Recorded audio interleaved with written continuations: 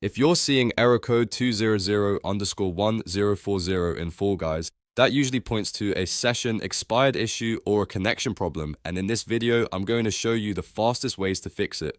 We'll start with the simple fixes first, then move into the one that solves this problem for most players, verifying your game files in Epic Games. If this helps, make sure to hit like and subscribe for more quick gaming fixes. First, try restarting Fall Guys completely. Close the game, wait a few seconds, and launch it again. If that doesn't work, log out of the Epic Games launcher and then sign back in. Sometimes the session between your account and the game just needs a fresh connection. Next, check whether Fall Guys or Epic Games is having a server issue.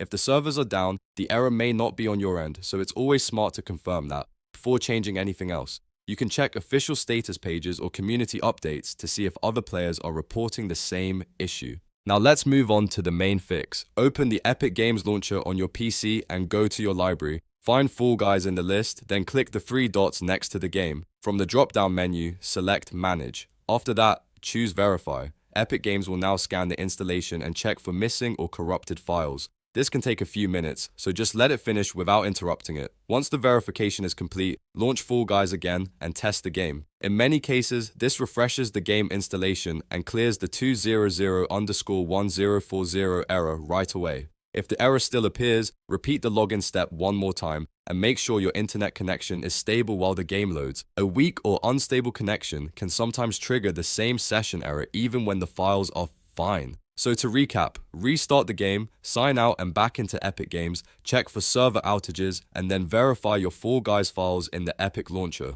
That combination fixes this error for most players. If this video helped, please like, subscribe, and turn on notifications for more easy troubleshooting guides. Thanks for watching, and I'll see you in the next one.